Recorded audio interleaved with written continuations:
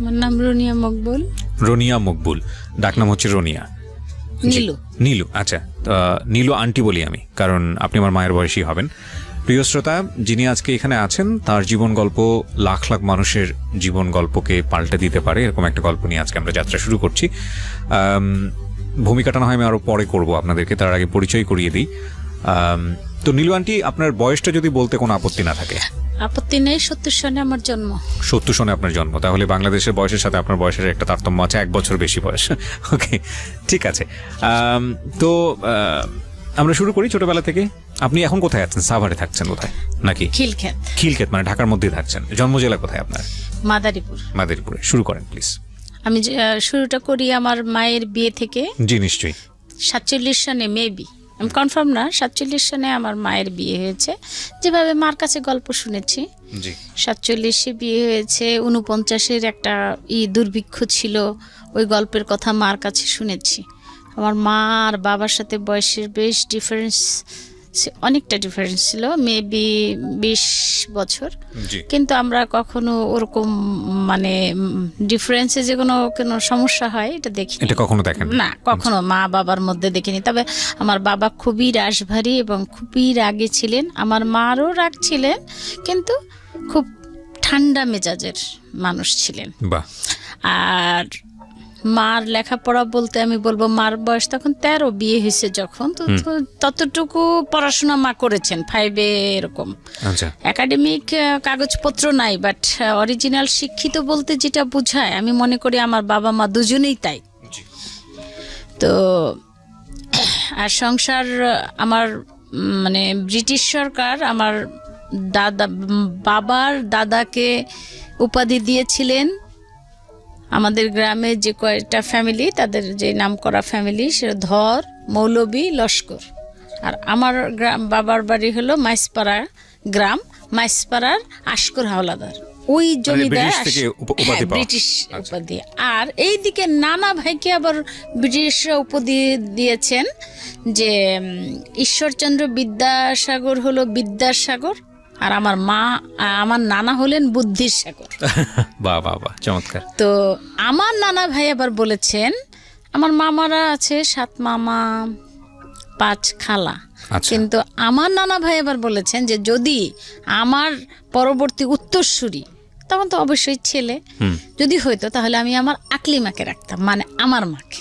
বাহ বাহ বাহ, চমৎকার।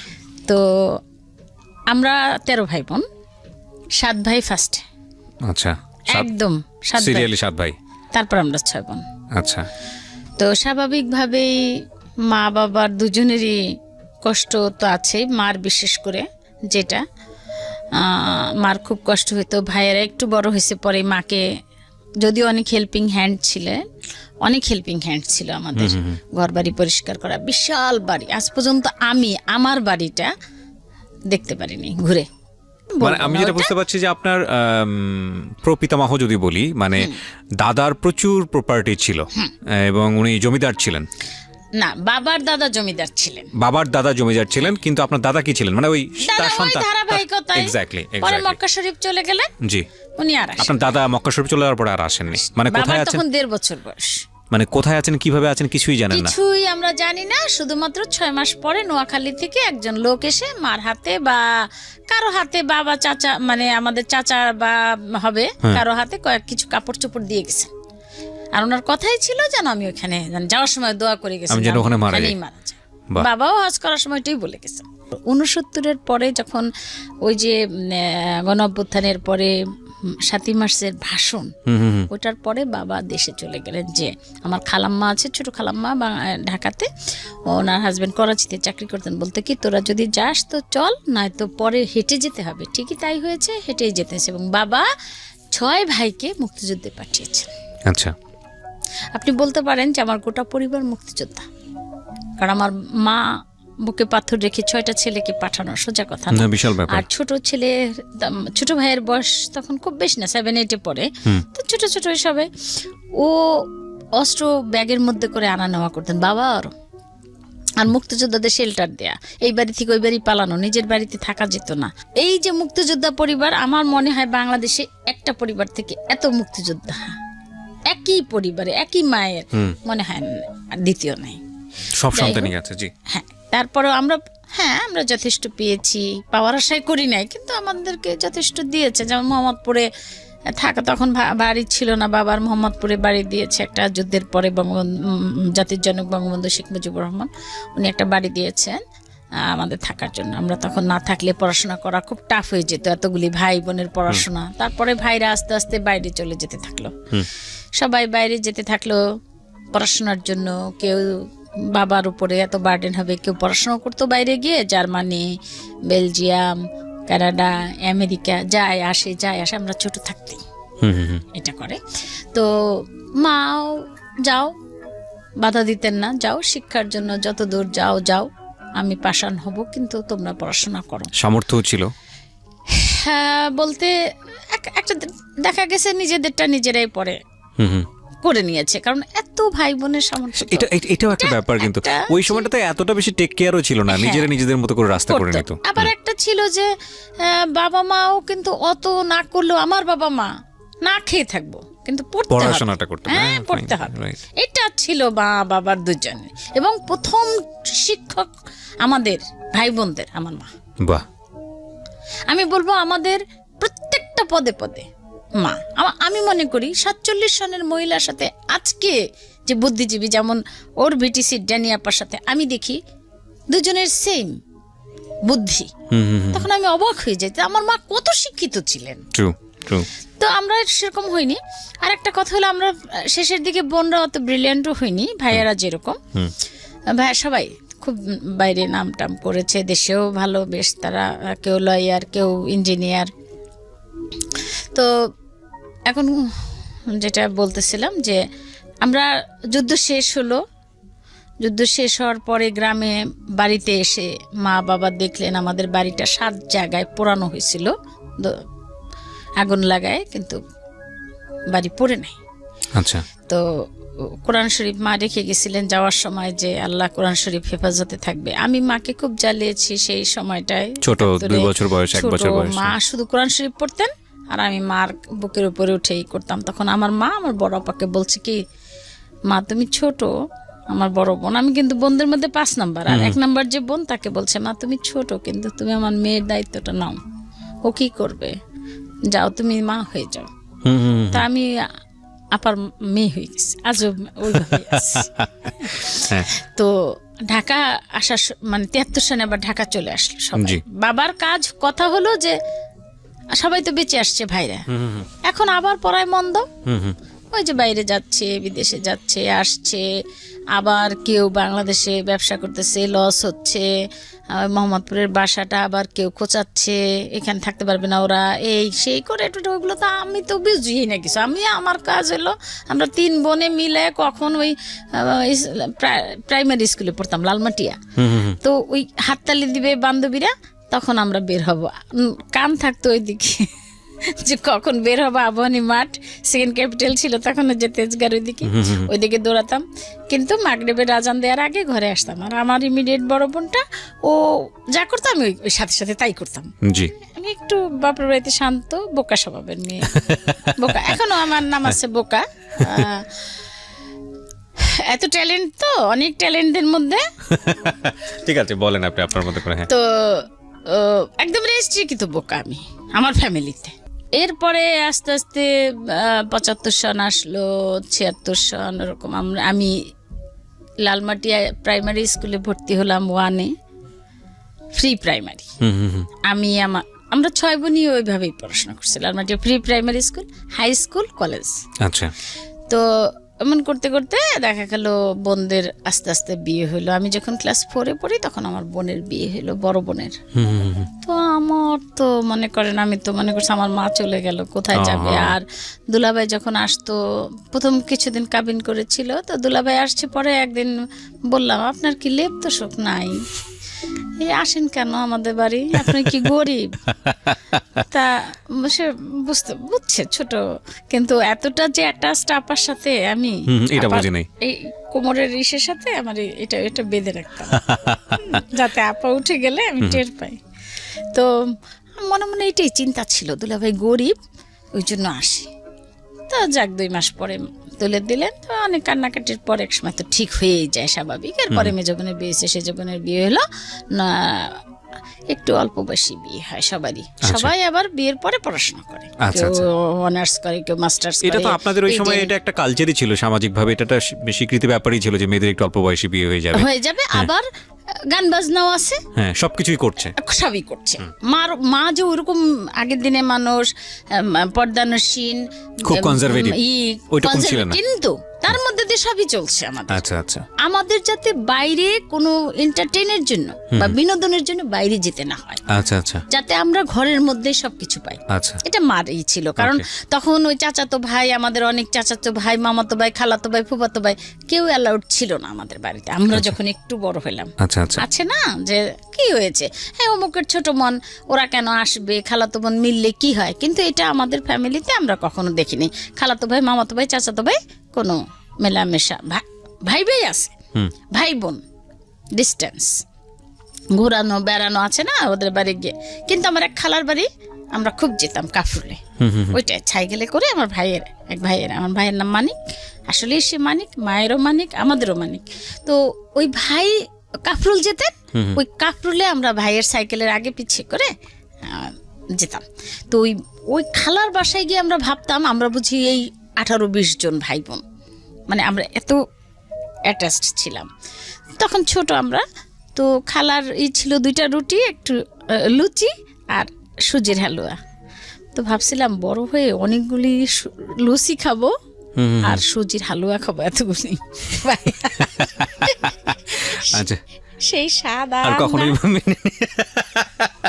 হ্যাঁ মনে আছে আপনার ছোট ছোট ইনসিডেন্ট গুলো কোথায় গেলি।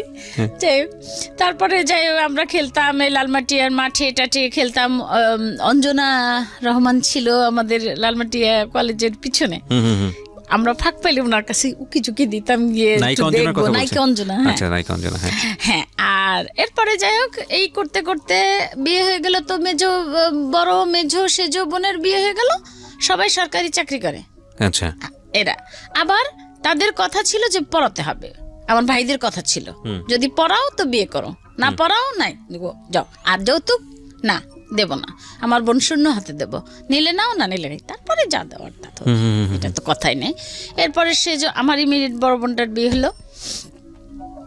তার কিছুদিন পর পরে আমার বিয়ের, ওইটা একটু ডিটেলস বলি। আমার দেবর আর আমার কোন ক্লাসে তখন বিয়ে যখন আসছে অফার বা আমার, আপনি কোন ক্লাসে তখন? আমি তখন ম্যাট্রিক পরীক্ষা দেবো। তখন এপ্রিল মে মাসে কিন্তু পরীক্ষা হতো। আচ্ছা, আমি তখন 85। আচ্ছা, 85-তে। তো আমি জানুয়ারি ডিসেম্বর মাসে, আমার ভাই আবার জার্মানিতে ছিলেন, ওনার একসাথে এক ফরেনার মহিলা বয়স্ক, খুব বায়োলজি থেকে ডক্টরেট ডিগ্রি করেছেন, উনি রিটায়ার্ডই করেছেন 78-এ। আচ্ছা, তো ওনার সাথে মা ছেলের একটা সম্পর্ক হলো আমার ভাইয়ের সাথে। ভাই আবার খুব মিশুক। আচ্ছা, তো ওইখানে এই হলো, ভাইয়া ওই ভদ্র মহিলা আসলেন। আসার পরে উনি আমাকে খুব ভালোবাসতেন, খুব ওনার দিনে আমাদের সাথে ঘুরতেন, আর রাতে লালমাটি একটা রেস্ট হাউস ঠিক করা ছিল, ওখানে গিয়ে ঘুমাতেন। আমাকে নিয়ে জার্মানি ভদ্রমহিলা? হ্যাঁ, জার্মানি ভদ্রমহিলা। ওনার নাম রোজমারি হেলফেরিক ছিলেন। হেলফেরিক আন্টি আমাকে নিয়ে রাতে থাকতেন আর বলতো যে বিয়ে করবা না তো তাড়াতাড়ি, বিয়ে তোমাদের দেশে এই যে ছোট ছোট সব বিয়ে হয়, স্বাস্থ্য খারাপ হয়ে যাবে, হ্যান ত্যান। কিন্তু ওই সময় আমাকে যে একজন আমার দেবর দেখে গেছে, আপন না চাচাতো দেবর, বনানীতে। আমার ভাইয়ের হলো রড সিমেন্টের দোকান, ওর হলো গ্রিল, আলমিরা, শোকেজ, স্টিলের জিনিস টিনিস এসবের দোকান। ভাই খুব বন্ধুত্ব হলো। তার শরীয়তপুর, আমাদের মাদারীপুর। কিন্তু ভাইয়া আমরা কোনোদিন মাদারীপুর যেতে পারতাম না, বললেই বলতো কি বই খাতা বাঁধো, চলো ফ্রি স্কুল পড়াই, আমার এত টাকা পয়সা দিয়ে দরকার কি, ভাইরা বলতো। তা আর কোনোদিন মনে মনে ভাবতাম কবে যাবো একটু গ্রাম দেখতে পারি না। রাইট, গ্রামে যারা একটা সময় কাটিয়েছেন তারা খুব মিস করেন, খুবই মিস করেন, ভয়ঙ্কর। কিন্তু আসলে ভাই আমরা মিস করবো কি, আমরা তো দেখিনি। আপনার তো সেই অর্থে মেমোরি নাই। হ্যাঁ, 3-4 বছর চলে আসছে। এখন মানে আমাদের ইচ্ছা ছিল যে বিয়ে হলে ইচ্ছা মতো যাবো, কিন্তু সেটা যাই হোক। তারপরে কি হলো, দেবর দেখে গেল। এরপরে কি হলো, আমার দেবর যে, তখন তো দেবর হয়নি, আমার দেবর আর আমার ভাই পাশাপাশি দোকান, দুজনের খুব ভালো সম্পর্ক। তো আমাদের দোকানের যে ম্যানেজার, ওনার কাছে শুনতে পেলেন যে ওনার বোন আছে। আচ্ছা, তো অন্য বোনদের বিয়ে হয়ে গেছে, এই এখন মানে লাইনে। আচ্ছা, তো ওই ভদ্রলোক আসতো, আমি স্কুল থেকে আসতাম কোচিং করে, তো উনি আসতো, উনি আসলে আমি 3 তলায় চলে যেতাম, 2 তলায় খাবার দাবার শোয়ার আর 3 তলায় আমাদের পড়ার জায়গা। এতটাই বিশ্বাস ছিল ভাইদের যে ওই সাইডে বুয়েটের ছেলে পেলে থাকতো, আমরা এখানে পড়তাম, ভাইয়াদের কোনোদিন কোনো সন্দেহ হয় না। কে আমাদের কি বলবে, 7 ভাইয়ের 2টা করে বন্ধু থাকলে তো বাস 14 জন। শুধু চুরি করে পারতাম কি একটু সিনেমা, তাও ধরা পড়ে যেতাম। শ্যামলী হলে সিনেমা দেখতে যেতাম, ছোট ভাই এসে গান গাওয়া শুরু করতো আমাদের ওই সিনেমার গানটা, তো বুঝতে পারতাম গেছে। বই খাতা লুকাইতো, হাত পা ধরে আবার বই নিয়ে নিতাম, আর করবো না। তো কি করলো, ওই ওই ওই ভদ্রলোক আসা আর বন্ধ হয় না, কারণ কি ও আমাকে দেখতে পাচ্ছে না। আমি মনে মনে ভাবি, মনে হয় গরিব টরিব হবে, ওই দুপুরবেলা ভাত খেতে আসে, মানে আমার মনের ইচ্ছা, বিরক্ত লাগতো। তো একদিন আমার বাসায় যে হেল্পিং হ্যান্ড, ওকে বলা হলো যে তুই আমার ভাই, তুই আজকে ঘুমাবি। ভাবিকে বললো তুমিও ঘুমাবা, তখন সেজো ভাই বিয়ে করেছে, তুমি ঘুমাবা, আমি যা করার আমি করবো। তা আমাকে ডাক দিল, নিল, উপরে উঠো না, আপেল কেটে দাও আর দাও। সেই মাত্র ভাত মানে ভাইয়ারা কথা বলার পরে কথা বলার মতো আমাদের কোনো সুযোগ ছিল না। তবুও মনে মনে বলি, এই মাত্র ভাত খাইলো, এখন আবার আপেল কেটে দেবো, কোত্থেকে আসছে, গরিব মানুষ, থাক খাওয়াই দিয়ে। আমি না মানে ট্রেটা রেখে একটু তাকাইছে, উনিও দেখে আমার দিকে তাকানো, এই দেখাই। এরপরে আন্টি কিন্তু আছে বাংলাদেশে। আচ্ছা, আমি পড়াশোনা করে আন্টির সাথে সংসদ ভবন গেলাম আমরা সবাই। আচ্ছা, বেড়ানোর জায়গায় তো সেকেন্ড ক্যাপিটাল, সংসদ ভবন, মানিক মিয়া এভিনিউ, এইসব জায়গা ছিল, ধানমন্ডি, আবহনী মাঠ, তখন কিন্তু অনেক প্লেগ্রাউন্ড ছিল ভাইয়া। আচ্ছা, তো হইলো, আন্টি আবার কি করলো, তখন বোধহয় চলে গেল কিছুদিন পরে। আন্টি চলে গেল, রাতের বেলা আমরা সবাই মিটিং টিটিং করলাম যে কে কত কান্না আছে কান্না করো, টাঙ্কি ভরে যাক, কালকে আর পানি লাগবে না। এসে তো গেল। পরে একদিন এক ভদ্রলোক আসলো, আমরা সংসদ ভবন যাব, প্রায় যেতাম সংসদ ভবন। এক ভদ্রলোক আসলো, তো আমাকে ভাইয়া দেখি কোনো না কোনো বাহানায় বলে, এখন না যাই, পরে যাই, আসো আমরা একটু পরে যাই। আমার ভাইয়া ভাবির নামে রেবু আমরা একটু পরে যাই। তো ভাইয়া বিয়ে ভালো লাগতো না, আশেপাশে না আমাদের ফ্যামিলিটা খুব সুখে ছিল, এটা সত্যি কথা। বাবা মারও কোনোদিন ঝামেলা দেখি নাই, এরও দেখি নাই, ভাই বোনদেরও দেখি নাই, ভাবি ভাই সবাই খুব মিল মহব্বত ছিল, বোনদেরও তাই। বোনরা মানে আমার ভাবিরা বলতো যে তোমাদের কপাল ভালো, ভাবিগুলাও ভালো পাও, আবার জামাইগুলো তোমাদের বসে। তো মাঝে মাঝে এরকম করতাম, এখনো করি ভাবি, এখন কি আর বলার আছে, কপাল। তো আমি উপর এখন আর মানে লাস্ট এসে সন্ধ্যা হয়ে যায়, ভাবি বলে কি শোনো আমি চলেছি, ওরে নিয়ে ও বুঝতে পারবে কিছু, পরে শুনেছি এগুলো। তো নিচে যাচ্ছি, যে আমাদের দোতলায় নামতে যে বড় একটা সিঁড়ি থাকে না, ওই সিঁড়িটায় দাঁড়ায় এক ভদ্রলোক আমাকে বলে, দাঁড়াইলো, বলে কি নীল একটু দাঁড়াও। আমার ভাবি বললো, এই তো ইসমাইলকে চেনো না, ওই যে আমার দেবর, তার বড় ভাই। আচ্ছা, সালাম দিলাম, কি পড়েন? পরীক্ষা দেবো। ও আচ্ছা, বসেন। বলে আমার একটু রাগ লাগলো, ভালো লাগে না, চলে গেছি, মনটা কেমন একটু কামড় দিল। তো আমাকে ভাবি রাস্তায় কি যেন বলে, নীলু বিয়ে টিয়ের কোনো চিন্তা আসে না তোমার? আমি কি জানি, তোমার চিন্তা হলে আমার চিন্তা, আমি তো আর আমার মালিক না। তো গেল চলে, কি হইলো আর আমি জানি না, এগুলো আর পরে শুনি নাই কি হইলো, হাজব্যান্ডের কাছ থেকে শুনছিলাম। তো উনি খুলনা চলে গেল, খুলনা চাকরি করে, ফুড ডিপার্টমেন্টের ফুড ইন্সপেক্টর। আচ্ছা, তো উনিও খুলনাতে।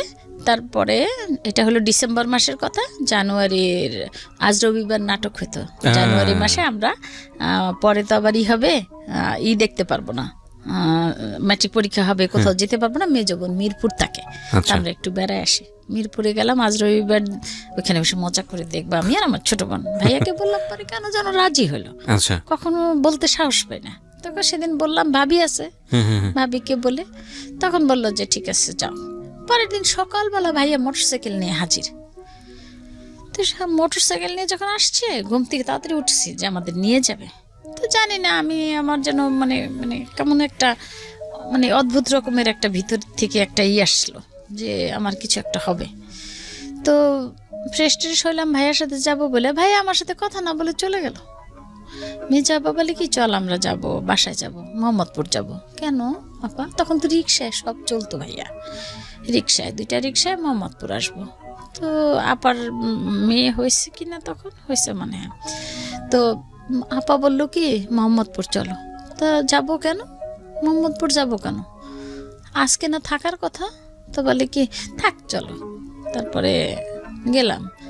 বাসার এইটাও থমথমে ভাবটা, থমথমে। এত ভাই বোন, ভাইয়ের আবার কেউ জয়লখালে থাকে, কেউ ইঞ্জিনিয়ারিং পরে সেখানে থাকে, কেউ বিদেশে থাকে, বেশিরভাগই বিদেশে থাকে, 3-4 ভাই তখন বিদেশে থাকে। তো মা বাবা গ্রামে। আচ্ছা, আমাকে বললো কি মেঘলা মেঘলা দিন, কুয়াশা, আগে শীত পড়তো তো অনেক, তাই না? এটা হলো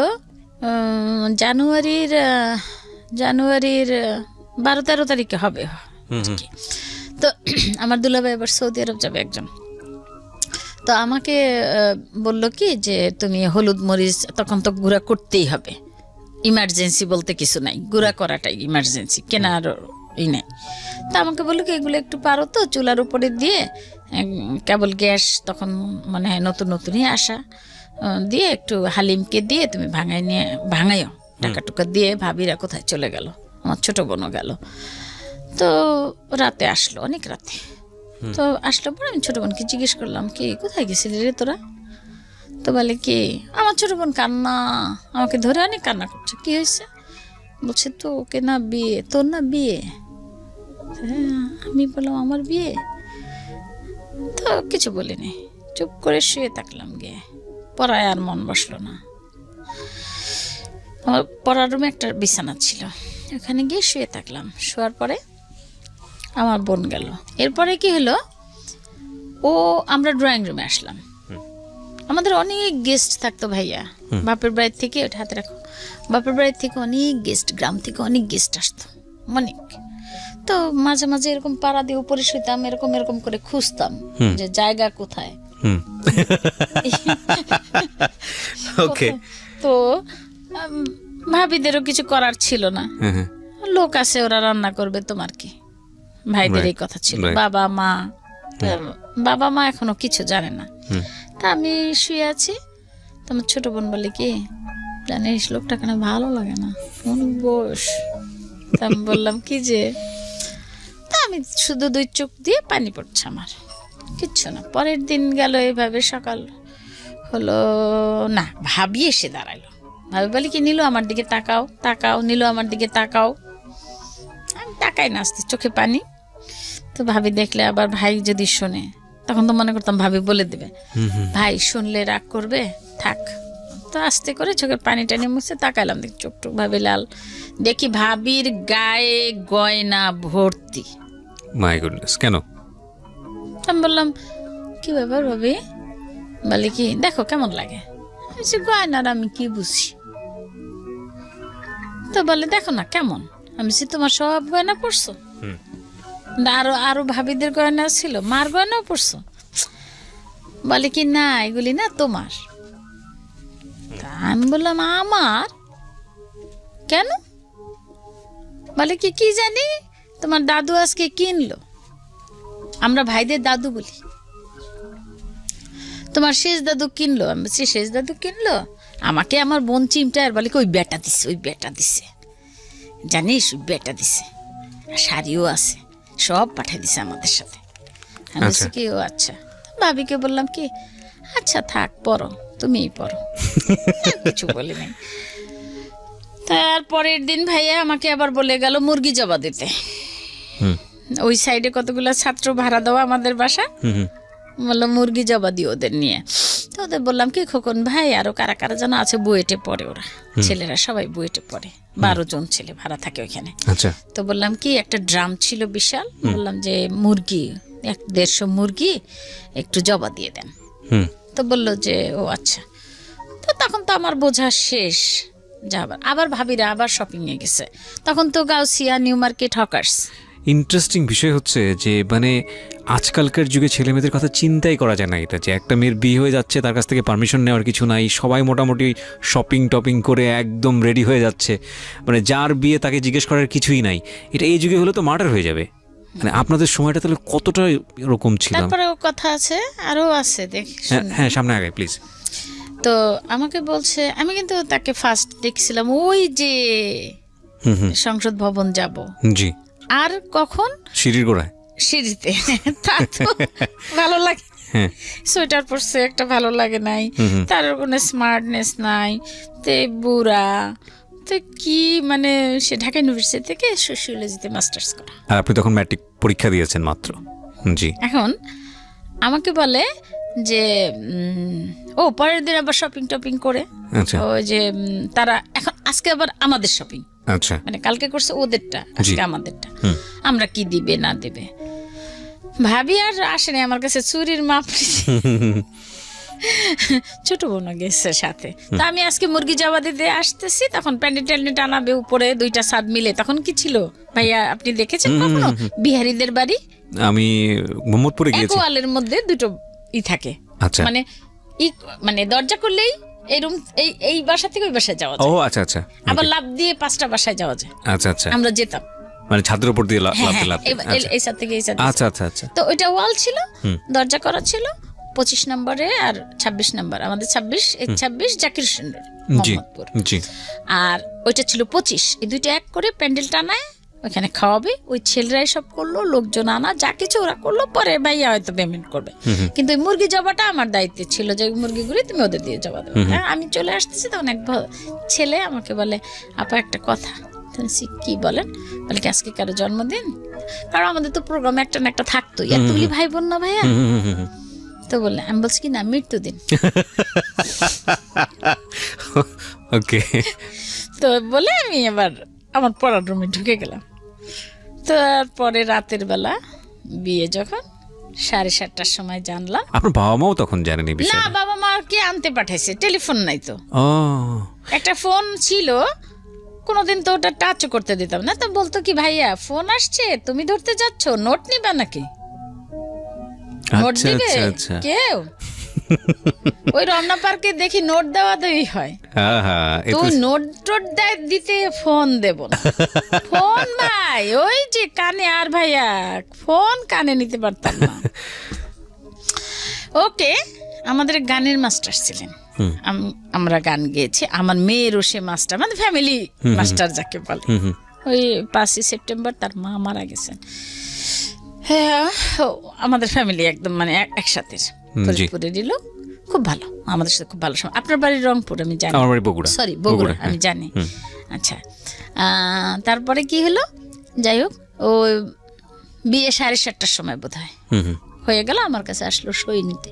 আচ্ছা, তখন আমি বললাম, এটা কি? নীল একটা বই, অনেকগুলি পাতা, তো অনেকগুলি মানুষের বিয়ে হচ্ছে মনে করছি, যে এতগুলি। তাহলে এখন বলে কি, মানে ভাইয়া রুমের বাইরে দিয়ে হাঁটাহাঁটি করছে, অন্য ভাইরা নাই, মা বাবা এখনো এসে পৌঁছায় নাই, অনেকক্ষণ অপেক্ষা করছে, শীতের 7:30 তো অনেক। তো এখন আমি বুঝে, আমি এখন মহা জোরে চিৎকার, একদম বরযাত্রী শুনে যাচ্ছে চিৎকার, এখন বরযাত্রী উঠে যাচ্ছে, বিয়ে হবে না, এই মেয়ের কোথাও অ্যাফেয়ার আছে। কিসের অ্যাফেয়ার করবো ভাই, অ্যাফেয়ার কি বুঝি না, এখন দেখি বলে বয়ফ্রেন্ড গার্লফ্রেন্ড। আমরা তখন বুঝতাম ছেলে হইলেই বয়ফ্রেন্ড, মেয়ে হইলেই গার্লফ্রেন্ড। হ্যাঁ, মেয়ে মানে গার্ল, ছেলে মানে বয়, ছেলে বয়। তাহলে আবার এখন আবার দেখি এটা আলাদা, এটা তো এখন না, আরো আগেই শুরু হয়েছে। সে আমার মেয়ের আমল থেকে শুরু হয়েছে, এখন কি আর বলবো, আমার মেয়ের আমল থেকে। আমি বলতাম কি, ছেলে বন্ধু তো, বলে কি না মা এটা আলাদা। ও বাবা কি, তো এইটা এখন দেখেন কি করলাম।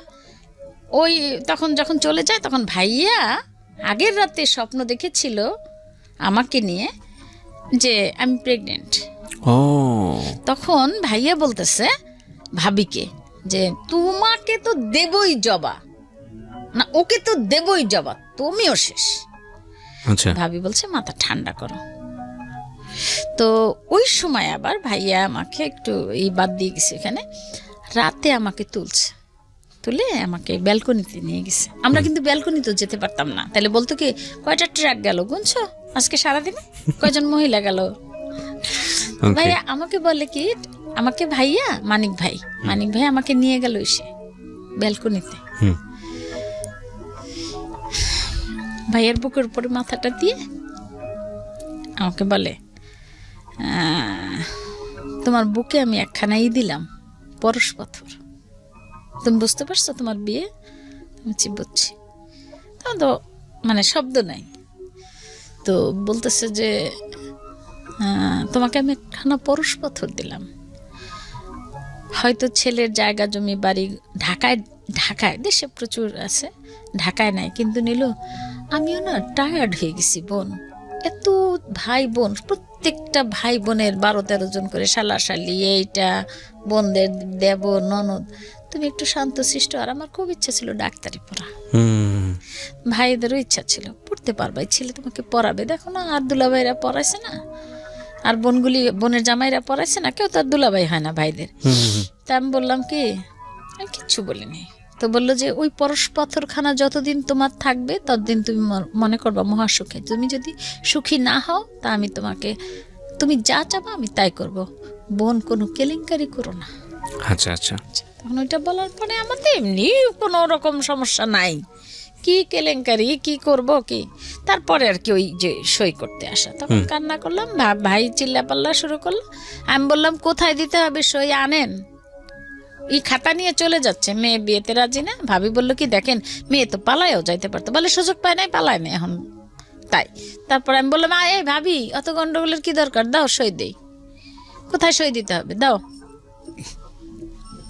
দিলাম, সই দিয়ে দিলাম 2 জায়গায়। আর কবুল বলতে হয়, জোরে জোরে কবুল বলছি, তাও শুনছে বরযাত্রী। তারপরে পালা হলো, শাড়ি টাড়ি দিল, গয়না টয়না তো আগেরই দেওয়া, তখন তো পার্লার টার্লারের দরকারও ছিল না। হ্যাঁ কি ও দেয় নাই, দিতে দেয় নাই, কানতে কানতে শেষ ভাইয়া, চোখ দুটাই ফুলে উঠছে। তারপরে বান্ধবীরা কেউ কিছু জানে না, বলি নাই লজ্জায়, বুঝছেন। এক বান্ধবী মানে তার ইচ্ছা বুয়েটে পড়বে, আমি ডাক্তারি পড়বো, এখনো তারা আছে ওরকমই। তো বলতাম যে যদি আজকে বাবার মেয়ে হইতাম তাহলে বিয়ে দিত না। ভাবিকে বললাম জিদ করে, আর ভাইয়ের বোন তো তাড়াতাড়ি জায়গা খালি করে, তো আমরা থাকলে তো অসুবিধা হয়, রুম নাই। তো যাই হোক হইলো, আমাকে নিয়ে গেল সবার সামনে দেখানোর জন্য, এরকম বসলাম গিয়ে, তো নজরটা গিয়ে পড়লো সেই ভদ্রলোকের দিকে। তার দিকে সালাম যখন দিলাম, ভাইয়া বলে সালাম দাও সবাইকে, আসসালামু আলাইকুম দিলাম, দেখি ওনার দিকেই নজর। তা আমি বুঝলাম কিভাবে সে আমার দিকে তাকায় আছে, আমি বুঝলাম যে এছাড়া আর কেউ না। বিয়ে করার পরের ঘটনা, মাই গুডনেস। তখন এই 8:30টার দিকে বোধহয় মা আর বাবা আসলো। মা বাবা আসছে, আমি কিছু করি নাই, কান্নাও করি নাই, ধরিও নাই মাকে, কিছুই না। ভিতরে চাপা ক্ষোভ দুঃখ যেটাই ছিল আসলে, মানে এখন মনে হয় ভুল করছি, কেন মাকে জড়াইলাম না, অত সুখের একটা দিনে আমার। তো বোনরা কেউ আসছে কেউ আসে নাই, মাই আসে নাই, তার ভাই বোন কে বুঝলেন। তো বিদেশে কে যাবে, কে দেখবে, কে করবে, ওগুলা নিয়ে কারোই নেই। এখন হলো, বিয়ে হয়েছে, খাওয়া দাওয়া হয়ে গেল, যখন কবুল বলার আগ পর্যন্ত আর কেউ খায় নাই, যে বলা হলো সবাই উপরে কি প্যান্ডেল টানানো, এখানে খাওয়া দাওয়া করে বেশ 8:30টায় মা আসলো। 9:30টার সময় আমাকে আমার হাজবেন্ডকে দিয়ে বাসর ঘর সাজালো, আমার রুম যেটা ছিল আমার আর আমার ছোট বোনের, ওই রুমে বাসর ঘরে আসলো। আমার ভাবি আর আমার হাজবেন্ড কি কথা বললো জানি না। তো আমি বললাম যে আপনি কি আমার বাবার বাড়ি থেকে, আমার বাবার বাড়ির অনেক সম্পদ দেখে নিয়েছেন আমাকে? এটা প্রথম কোশ্চেন। প্রথম কিছুক্ষণ চুপচাপ ছিলাম, না ভাইয়া গহনা তো ওজন, ওই গহনা পড়তে পারি না, ওইগুলি খুলি, আর সব টাকায় আছে, সবগুলি ফুটা করে টাকায় আছে। ওই সাইড দিয়ে একটা দরজা আছে আমার, আচ্ছা আমার রুম দিয়ে একটা দরজা আছে বাইরে যাওয়ার। তো সবার চিন্তা, ভাইও একটু টিপ দিছে দেখো, তো সবার চিন্তা হলো যে আমি যদি ওখান দিয়ে বেরোই যে, তা আমি যখন সব খুলতেছি আমি আবার বলছি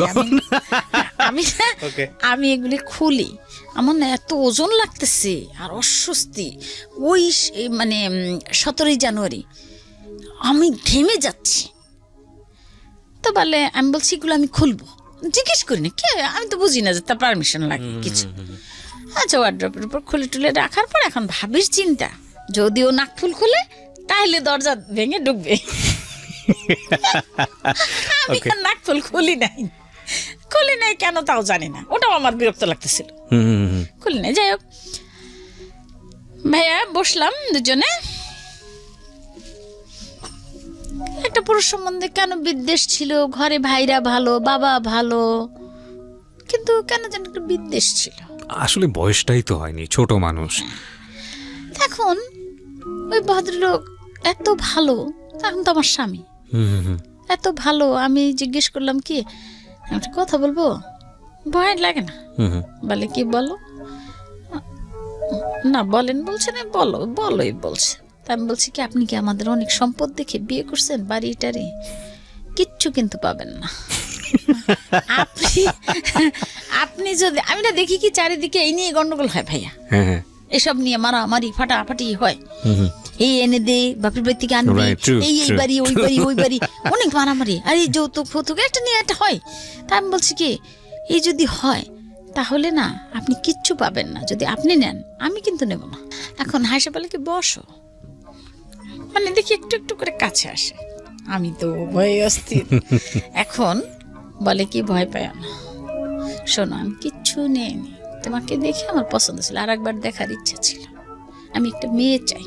আমি গ্রামে গেছিলাম উপজেলা চেয়ারম্যানের মেয়ে দেওয়ার জন্য, আমাকে সবাই আটকায় রাখছিল যেদিন তোমার ওইখানে প্রথম ওই যে আমার সিঁড়িতে দেখা হয়েছে, তখন আমি ওরকম ছিলাম।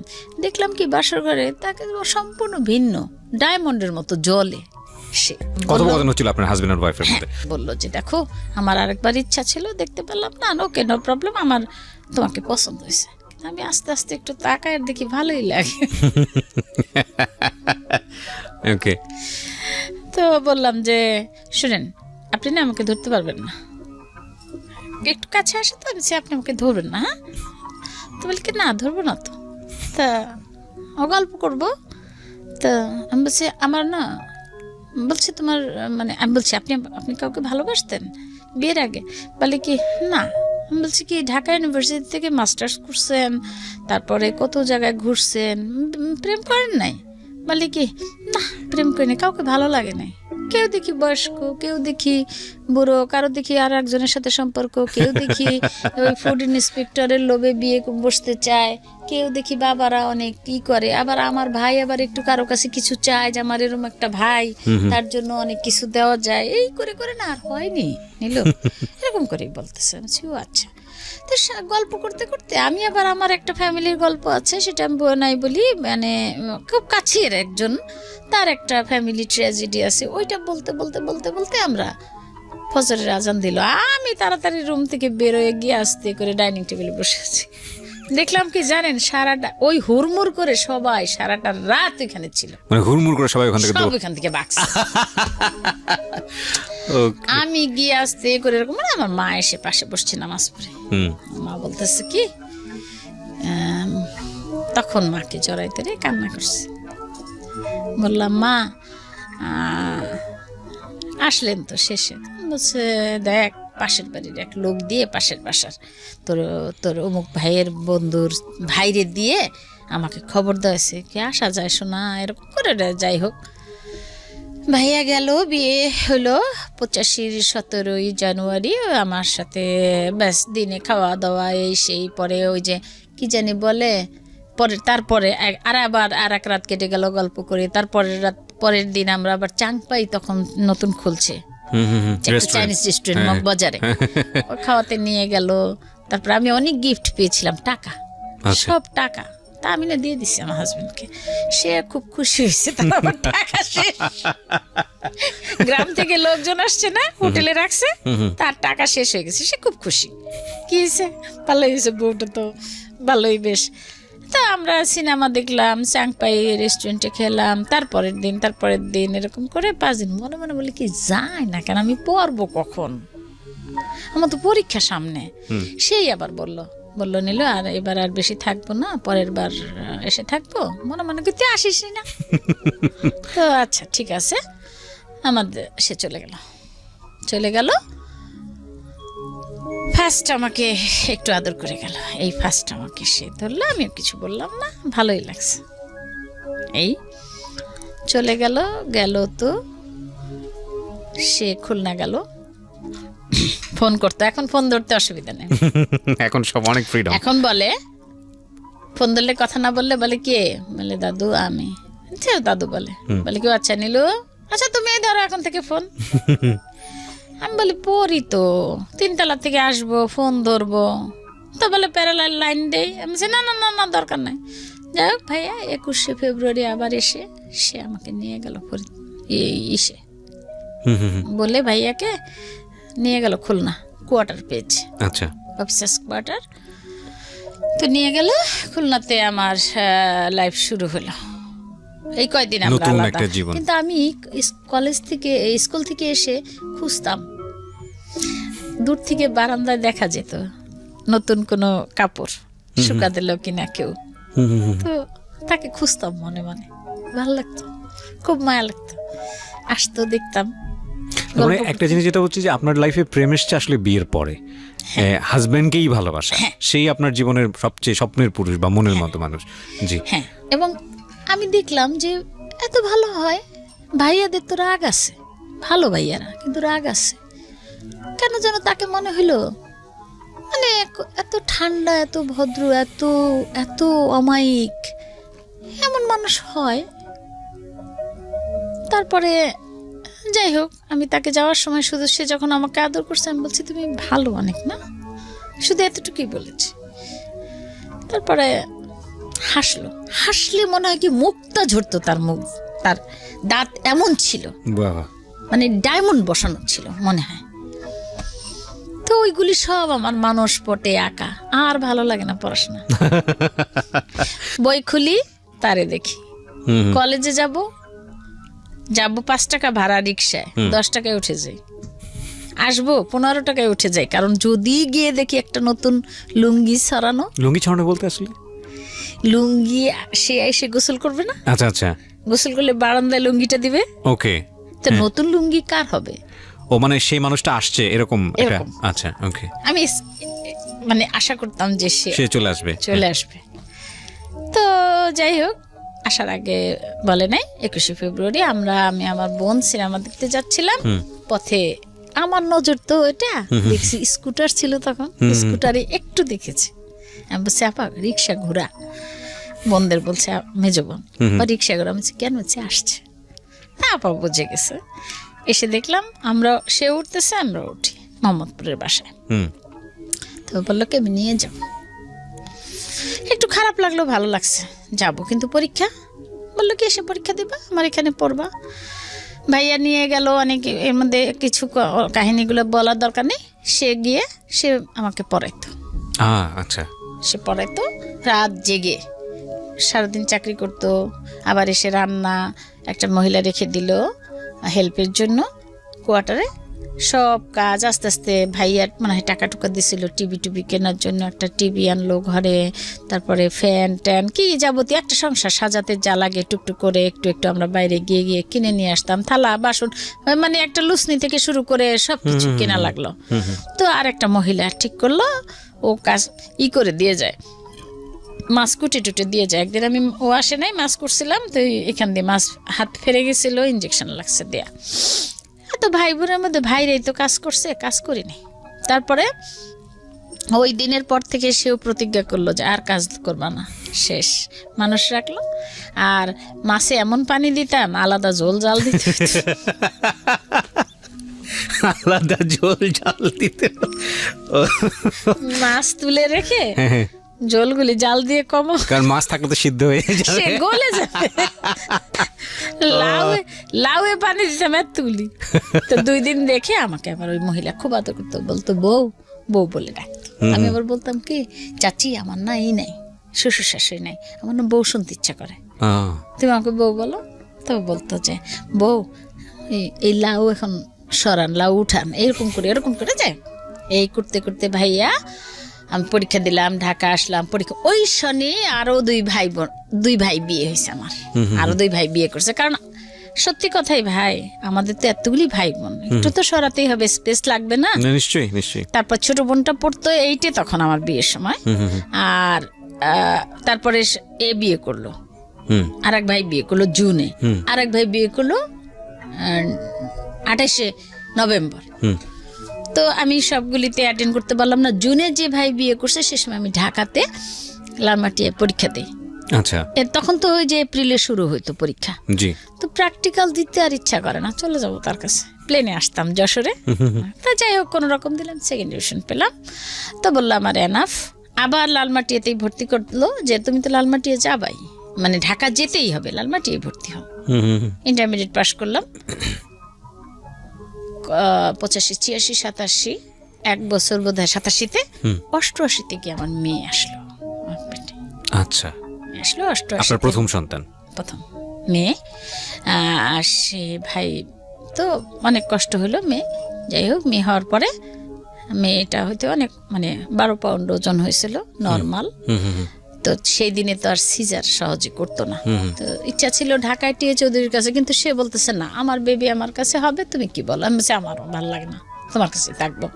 খুব আদর করতো ভাইয়া।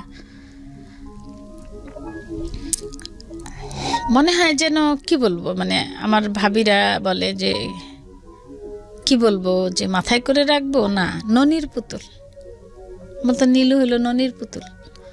আসলে আমি এত চঞ্চলে যে এখন এত কথা বলি, কথা বলতাম না। ওই যে বললাম যে বাপের বাড়িতে রেস্ট্রিক্ট বোকা ছিলাম, কথাও নাই। ওই বোনরা যা করতো ওই দেখে দেখে তাই করতাম, নিজের কোনো মতামত নাই। পড়াশোনাটা করতাম খুব, পড়তে কাজ না করে পড়তাম, যদি কাজে বলতো দৌড়াইতাম পড়তে। তো ওই যে আহ্লাদটা পেয়েছি ওইখানে গিয়ে একটু হয়েছি, একটু জেদি হয়েছি, একটু রাগী হয়েছি। এখন দেখি কিছুটা অত্যাচারও করি হাজবেন্ডকে, কারণ ওই যে এটা স্বাভাবিক, যেটা প্রশ্রয় পাইলে যা হয় আস্তে আস্তে। কিন্তু মেয়েটা পেটে আসলো পর থেকে রাগটা বাড়লো, তো বুঝতে পারে, মনে করছে কিচ্ছু খেতে পারতাম না, নাক দিয়ে সব বেরোয় যেত, মুখ দিয়ে রক্ত এসে যেত, স্যালাইন ট্যালাইন দিয়ে। যাই হোক হইলো মেয়েটা, এত বড় মেয়ে, ডাক্তার বাদশাহ মিয়া, উনিও ভালো গাইনিকোলজিস্ট। মা ছিলেন 29 দিন আমার কাছে। আচ্ছা, এই প্রথম মেয়ে কোনো মেয়ের বাড়িতে। আমার বাবা পছন্দ করতেন না কোনো মেয়ের বাড়িতে থাকা। তো বলছে যে মেয়ের কেউ নাই, আপনি আমাকে যেতে দেন ওর কাছে। তারপরে মা 29 দিন থাকলো। তারপরে বাচ্চাটা হওয়ার পরেও 9 দিন আমি ক্লিনিকে ছিলাম। তখন এখন তো সিজারেই 3 দিন থাকে, তখন 9 দিন ছিলাম। অনেক কষ্ট হয়েছে, অনেক। এবং আমার হাজবেন্ড পরে ড্রেসিং সব নিজে করছে, আমার যা কিছু ড্রেসিং করার। আমার মা আসার সময় আমার মা চলে আসবে, তখন বলে মা শোন, আর বেবিটা পেটে থাকতে এগুলি এরকম করতো শীর্ষি। রাতে আমার হাজবেন্ড এগুলি সারা রাত বসে বসে চাপতো। তো আসার সময় আমার মা বললেন কি যে জামার কাছে মাপ চেয়ে নিস। তার মাসে কেন, তার ছিল না, তার বাচ্চা না, মাপছো কেন? যদি মারাঠারা যায় আর কি, কাস্টমস ছিল সে সময়। আবার বলতেছে আমার হাজবেন্ড শুনছে তো, বলে মা কি বলে, সে তোমার কাছে মাপ চাইতে বলে কি মা ও যে কষ্ট করতেছে, মা ওরই তো আমার ইচ্ছা হয় নিয়ে ঘুরি মা। Very gentleman. একটা কথা বলি এখানে, এতক্ষণ শুনছিলাম খুব অবাক হয়ে। টু বি অনেস্ট, কোনো হাজব্যান্ড যদি তার ওয়াইফের কাছ থেকে এরকম সার্টিফাইড হয় যে he is a very good man, তাহলে আমার মনে হয় যে এর চেয়ে বড় সার্টিফিকেশন আসলে আর কোনো কিছুই নাই। Vice versa. এবং হাজব্যান্ডের কাছ থেকেও যদি ওয়াইফ এই রিকগনিশনটা পায় যে আমার ওয়াইফ অনেক ভালো মানুষ, এটা আমাদের খুবই কম শোনা যায়। আমাদের জীবন গল্পে দেখবেন যে এই জিনিসটা একেবারেই রেয়ার। ম্যাক্সিমাম প্রবলেমই হাজব্যান্ড অ্যান্ড ওয়াইফের মধ্যে। তবে আমরা খুব অবাক হই, আমাদের জেনারেশনের আগের জেনারেশনরা বা তার একটু আগের জেনারেশন, কি রেসপেক্ট, কি ভালোবাসা, কি সম্মানবোধ, কত কিছু শেখার আছে এনাদের কাছ থেকে। চমৎকার, অতি চমৎকার শুনছি, মন্ত্রমুগ্ধের মতো শুনছি। বলেন। এখন হইলো কি, ও হইলো ব্যাস, মাও চলে আসলো, মেয়ে হইলো স্বাভাবিক নিয়মে যা হবার তাই হয়। তবে এখানে একটা অস্বাভাবিক কিছু হয়েছে, যেটা আমার মেয়ে মানে বুট হয় না, এমন করে বুট হয় নাই, সে বসে গেছে। তারপর হামা দেয় নাই, সে দাঁড়াইছে। মানে আমি একটা জিনিস খুব বেশি বিশ্বাস করি যে আল্লাহ পাক কিছু দেন, কিছু নেন। তবে যদি কিছু নিয়ে থাকেন তবে ভালোর জন্যই, আর দেন তো দেন। তবে যত আমি মনে করি, এটাও আমার দৃঢ় বিশ্বাস যে আমরা যত গুনাহ করি তত শাস্তি পাই না, আর যত সওয়াব করি তত শুকর আদায়ও করি না। এখন আমি জানি না আমার সাথে মত কিনা, যাই হোক এই করতে করতে আমার আবার ওর সাথে হাসতে খেলতে ও মানে একটা পুতুল যেন ঘরে ঘোরে, 7 মাসে হাঁটে, কথা বলে দ্রুত, সব অবাক কাণ্ড। ভাইয়ারা যায় আর আর এমনি একটু দেখতে যায় আমার ফ্যামিলিটা, আমার সংসারটা, ও পারে তো দেখে আমি একেবারে মানে ওভার স্মার্ট হয়ে গেছি ফ্যামিলি। এর মধ্যে পড়াশোনা ইন্টারমিডিয়েট পাশ করলাম, ডিগ্রি পরীক্ষা দেবো, তখন ও আসলো পিঠে। তারপরেও আমার হাজবেন্ড নিজে পড়ছে, আমি মুখস্থ করছি। খুব চমৎকার। হ্যাঁ। সে বলছে নীলু তুমি শুধু একটু শোনো, তুমি পারবা। আচ্ছা। আমি বলতাম পারবো না, দেখো তুমি এরকম জ্বালানো বমি টমি করে, না পারবা। তারপরে ও হওয়ার পরে পরীক্ষা দিয়েছি, হ্যাঁ যাক পাশ করছি আর কি কোনো রকম। এরপরে সে বলছিল ল পড়ো, আমি পড়ি নাই। আমি বলছি একদম সব সংসার ছেড়ে আমি কিন্তু চলে যাবো, আর পড়া করো না, আমার আর ভালো লাগে না। কিন্তু ও যেদিন হলো ভাইয়া, ওই দিনের কথা বলি, ওর হওয়ার ডেট ছিল হলো 10 তারিখে মার্চের। আচ্ছা, এখানে আমি একটু ইন্টারাপ্ট করছি, মানে আপনি যাকে আজকে স্টুডিওতে নিয়ে এসেছেন, আপনার ছেলে, তাকে অ্যাড্রেস করে আপনি বলছেন উনি হচ্ছে ওনার সেকেন্ড চাইল্ড, এবং ওনাকে নিয়েই আসলে আজকের এই গল্পটা, মূল গল্পটা। কিন্তু আমার মনে হয় এই ঘন্টাখানেক সময় ধরে অন্যরকম একটা উন্মাদনার মধ্যে, অন্যরকম একটা সুইট মেমোরি, অন্যরকম একটা অসম্ভব সুন্দর একটা টাইম আমরা পাস করেছি। আমরা এবার একটু অন্যরকম গল্পের দিকে এগোবো। আপনার সেকেন্ড চাইল্ড, আপনার ছেলেটার নাম একটু যদি বলেন। ফেরদৌস শাহরিয়ার তন্ময়। হ্যাঁ, তুমি বলবা, তন্ময় তুমি না? পরে বলো। আচ্ছা তুমি পরে বলো। আচ্ছা, ফেরদৌস শাহরিয়ার তন্ময়। হ্যাঁ, ফেরদৌস শাহরিয়ার তন্ময় এখন বয়স কত আপনার? এখন 27 বছর বয়স। তো তন্ময়ের 27 বছর আগের গল্প, যখন সে পেটে ছিল মায়ের, সেই সময়ের গল্প আমরা শুনছি। জি বলুন। আসলে ও পেটে থাকতে যে সিমটমগুলি আমার ছিল, মেয়ে পেটে থাকতে সেম সিমটম। জি। কোনো কিছু গন্ধ সহ্য করতে পারতাম না, বমি করতাম, ও যখন হবে তখনও বমি। কিন্তু মানে যে হওয়ার সময় যে ইটা, সেটা অতটা সমস্যা হয় নাই। ও একটু মানে মানে একটু কিছুটা, অত পেইন তো মেয়ে হয়েছে 3 দিন পেইন, আর ও হয়েছে আমার 3টা পেইন হয়েছে। কিন্তু ভাইয়া হওয়ার পরে একই ক্লিনিকে, আচ্ছা, একই বেডে, একই জায়গায়, একই সিটে, সেখানে আমাকে ডাক্তার সাহেব বললো যে আপনি অ্যাম্বুলেন্সে কেন এলেন না। বুঝতে পারি নাই, রিক্সায় গেছি। তো কাছেই তো, খুলনা ফাঁকা ফাঁকা রাস্তা। মানে পেইন উঠলে আপনি রিক্সা করে গেছেন? আর একটু সমস্যা হয়েছিল একটু। আচ্ছা আচ্ছা। তো এটা বললো যে ওইটার সময় আপনার হয় না, উচিত হয় না, তো সিজারের জন্য সবকিছু রেডি করো, লাগে নাই। আচ্ছা, normal delivery. Normal delivery. But ওকে দেখে ভাইয়া জানি না মায়ের মন না কি আল্লাহ দিল, বুকের ভিতর আমার এমন একটা মোচড় দিল কেন। ওকে দেখতে কেমন জানি একটু মানুষের মতো লাগলো না আমার কাছে। মনে হলো কি নাক মুখ সব সমান। তখন আমি এক ভাবি, আমার মা জাননি তখন, আমার ভাই আবার 13 বছর বয়স, 13 বছর পরে হামবুর্গ থেকে আসলেন, বিয়ে করে, ওইদিকে বরযাত্রী যাচ্ছে, আমারও হইলো। আচ্ছা আচ্ছা। তো আমি মাকে তো এই সময় কাউকেই বলতে পারি না আসো, এটা আমি মনে করি থাক, আমার আগে বেবি আছে, অসুবিধা নেই, আমি পারবো। আর আমাকে অনেক হেল্প করে, আমার যে হেল্পিং হ্যান্ড আছে, ওরা ফুল ফ্যামিলি আমাকে হেল্প করে, না খেয়ে আমার বাসায় বসে থাকবে তারা। এখন ও হলো পরে ওরে ট্রেতে দেখে আমার না শুধু হু হু করে আমার কান্না আসতেছে। আমি ভাবিকে পাশের এক ভাবি নিয়ে গেছে, আমি বলছি ভাবি, ওর বাবা তো বাইরে, আমি বলছি ভাবি দেখেন তো সব ঠিক আছে, হাত পা মাখ, হ্যাঁ দেখেন। আমি বলছি ভাবি ছেলে, হ্যাঁ। খুশিতে তো আমি মানে একদিকে খুশি, কিন্তু আরেকদিকে ভাইয়া বুকের ভিতর খামচায় কেন। আর কিছুক্ষণ পর থেকে শুরু করলো কান্না। বাচ্চা তো কান্না করবেই, কিন্তু কান্নাটা না অস্বাভাবিক কান্না।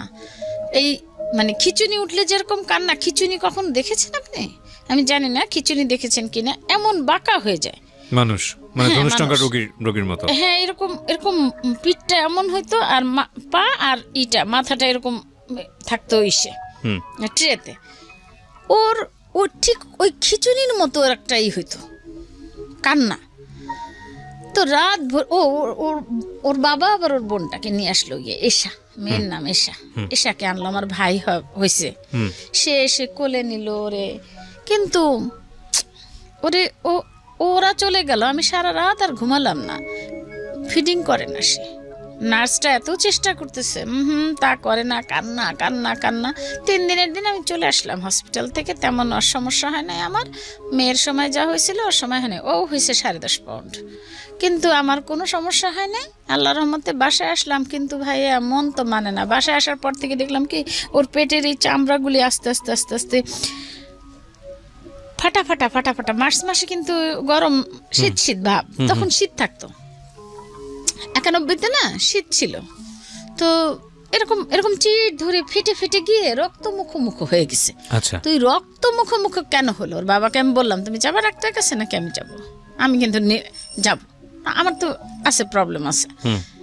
এখন সে বলছে না না না তোমার লাগবে না। আর এক ভাবিকে নিয়ে সে কখনো কোনো মহিলাদের কথা বলতো, কিন্তু ওরকম মানে ওরকম তাকানোর মানে কে কিরকম এও আমি মনে হয় সে কোনোদিন দেখেনি তার আমি ছাড়া।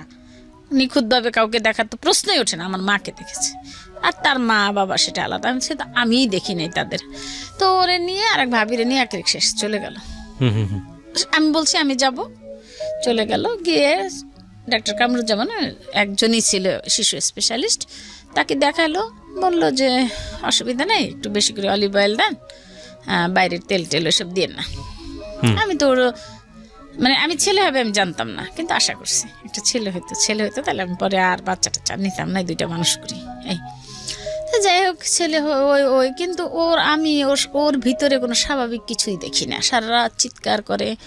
ওর বাবা কতক্ষণ নেয়, আমি কতক্ষণ নেই। আমি আমার নিচে সেলাই আছে অনেক, সেইগুলি নিয়ে আমার কত বসতে করতে অসুবিধা। আমার হাজবেন্ড একদিকে আমাকে ড্রেসিং করে, মেয়েটা অসহায়ের মতো থাকে, মেয়ের দিকে তাকাতে পারি না। ও তো ছোট একটা মেয়ে, 3.5 বছর তার বয়স। এই ভাইয়ের জন্য সেও ঘুমের থেকে উঠে তাকায় থাকে। ওর পাশে আমি যে একটা মেয়েকে ঘুমাইতে দেই ওর সাথে, সেও উঠে বসে থাকে, তোমরা ঘুমাও। এই করতে করতে ছেলে বাড়তেছে। আমি ঢাকা নিয়ে এসেছি, ডাক্তার টি চৌধুরী এমআর খান সাহেবকে দেখাইলাম। তারা বলে কোনো সমস্যা নেই, কোনো সমস্যা নেই। আপনি কি ফার্স্ট মা? আপনি তো পাগল কেন? আপনি পাগল, এতে ছেলে স্বাভাবিক। ওকে, আসলাম, আবার চলে যায়। ভাইয়াদেরকে বলি, একটু একটু বলতে সাহস পাই না বেশি, কিন্তু ওর বাবাকে বলি। ওর বাবাকে জ্বালায় শেষ করে দেবে রাত দিন।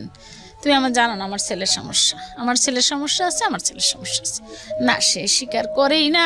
সে বলে যে কেউ স্বীকার করে না। সে বলে দেখো নীলু, তুমি করো না, সমস্যা আছে, তুমি কি করবা করো, আমার যতটুকু অ্যাবিলিটি আছে তুমি তাই। ভাইয়া ফুড ইন্সপেক্টর, সে সময় তো বিয়ে দেওয়ার জন্য মানুষ পাগল, কিন্তু আসলে কিসের জন্য পাগল সেটাও জানি। ছেলে ভালো, পড়াশোনা, ঘর ভালো, বাড়ি গাড়ি, মানে ঢাকায় বাড়ি না থাকলে গেছে, অনেক ধন সম্পদ, কিন্তু আসলে হলো ফুড ইন্সপেক্টর। মনে করে না জানি কত টাকার অনেস্ট, ওই 2 নম্বরই ব্যাপার স্যাপার থাকে। হ্যাঁ, কিছুই না, কোনো কিছু, সে কিছু না, সে সলিড বেতন।